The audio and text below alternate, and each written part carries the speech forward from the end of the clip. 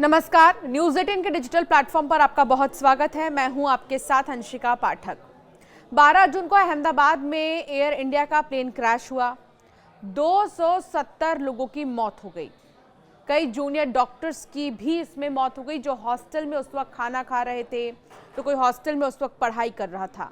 हर कोई यही जानना चाह रहा है कि आखिर ऐसा हुआ क्या था जिसकी वजह से इतना बड़ा हादसा हो गया। बीते कई बार आपने कई रिपोर्ट्स में, कई वीडियोस में इस बात को ज़रूर सुना होगा कि फ्यूल फेलियर था, फ्यूल स्विच ऑफ हो गया था, जिसकी वजह से ये प्लेन क्रैश हुआ।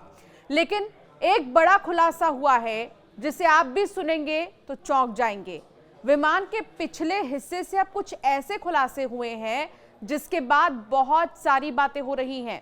12 जून को अहमदाबाद में हुए एयर इंडिया विमान हादसे की जांच की रिपोर्ट को लेकर पूरी दुनिया में हंगामा मचा हुआ है। सरदार वल्लभ भाई पटेल अंतर्राष्ट्रीय हवाई अड्डे से उड़ान भरने के महज 26 सेकंड के बाद एयर इंडिया की फ्लाइट AI-171 दुर्घटनाग्रस्त हो गई थी। हादसे के शिकार बोइंग 787-8 ड्रीमलाइनर विमान में सवार 240 से ज्यादा लोगों की मौत हो गई। चमत्कारिक रूप से एक यात्री की जान बच गई थी। हादसे में जमीन पर मौजूद कई अन्य लोगों की भी मौत हो गई थी। कुछ रिपोर्ट के मुताबिक अब भारतीय विमान दुर्घटना जांच ब्यूरो यानी AAIB की जांच में एक नया चौंकाने वाला मोड़ आया है।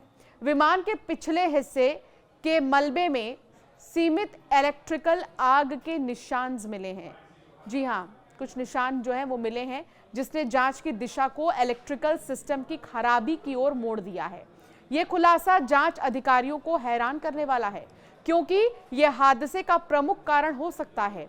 AAIB की 12 जुलाई की प्रारंभिक रिपोर्ट के अनुसार विमान के उड़ान भरने के 3 सेकंड बाद ही दोनों इंजन के फ्यूल कंट्रोल स्विच रन से कट ऑफ स्थिति में चले गए थे, जिसके कारण इंजन बंद हो गया था।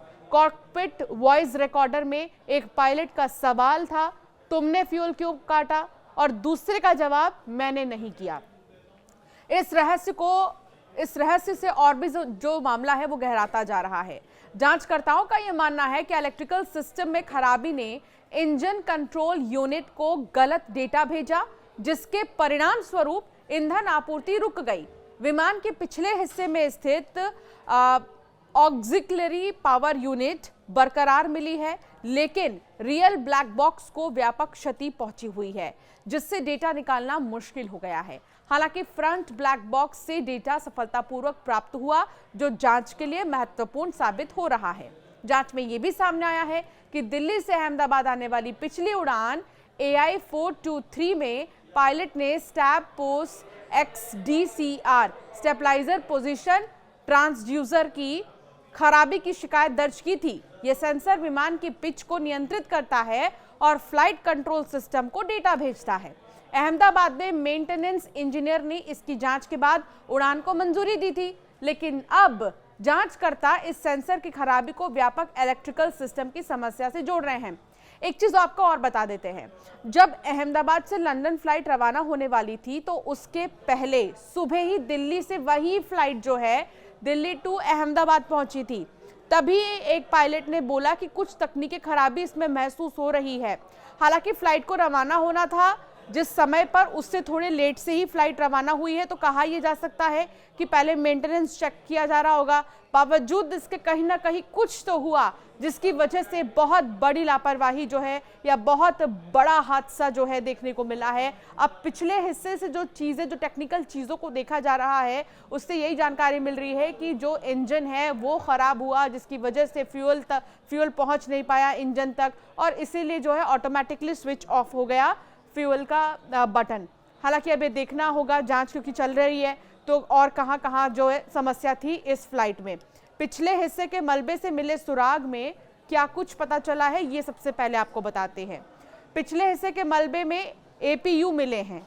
ट्रांसड्यूसर्स और रडर्स को सुरक्षित रखा गया है ताकि इनका विस्तृत विश्लेषण किया जा सके। जांच में शामिल एक अधिकारी ने बताया कि उड़ान के दौरान इलेक्ट्रिकल सिस्टम में खराबी से सेंसर डेटा में गड़बड़ी हुई होगी, जिसके कारण ECU ने इंजनों को गलत कमांड भेजा।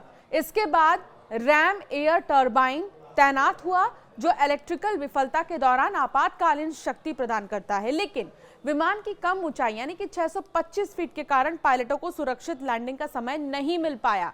अगर थोड़ा और ज़्यादा ऊंचे पर इस तरह की चीज़ें हुई होती तो शायद एक सेफ लैंडिंग हो सकती थी, लेकिन बहुत ज़्यादा ऊंचे पर जो है फ्लाइट ने टेक ऑफ नहीं किया था, बहुत ज़्यादा ऊंचाई नहीं थी, इसलिए इतना बड़ा हादसा हुआ जिसमें कि न केवल फ्लाइट में मौजूद लोगों की मौत हुई बल्कि वहां पर एक हॉस्टल था जूनियर डॉक्टर्स का, उस पर सीधा जो है फ्लाइट जो है सीधे जाकर गिरी और उसके बाद इतना बड़ा हादसा हुआ, कई डॉक्टर्स की भी इसमें जान चली गई। विमान बीजे मेडिकल कॉलेज के हॉस्टल के मेस भवन पर गिरा, जहां उसके पीछे का हिस्सा अलग हो गया और अपेक्षाकृत कम क्षतिग्रस्त रहा।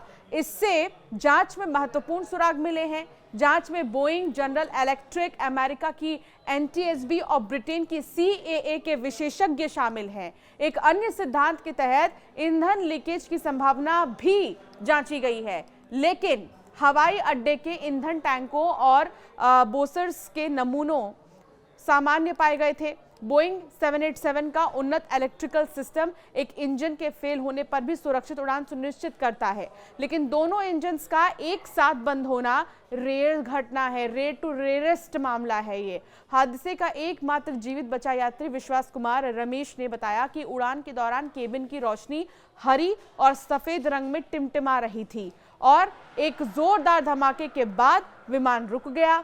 इस बयान ने इलेक्ट्रिकल खराबी के सिद्धांत को और मजबूती दे दी है। हादसे के बाद एयर इंडिया ने अपने बोइंग 787 बेड़े की गहन जांच की है। उसके बाद 26 विमानों को फिर से उड़ान की मंजूरी दी है। गुजरात पुलिस ने आतंकवादी साजिश की आशंका को खारिज किया है, क्योंकि मलबे में विस्फोटक पदार्थों के कोई निशान नहीं मिले हैं।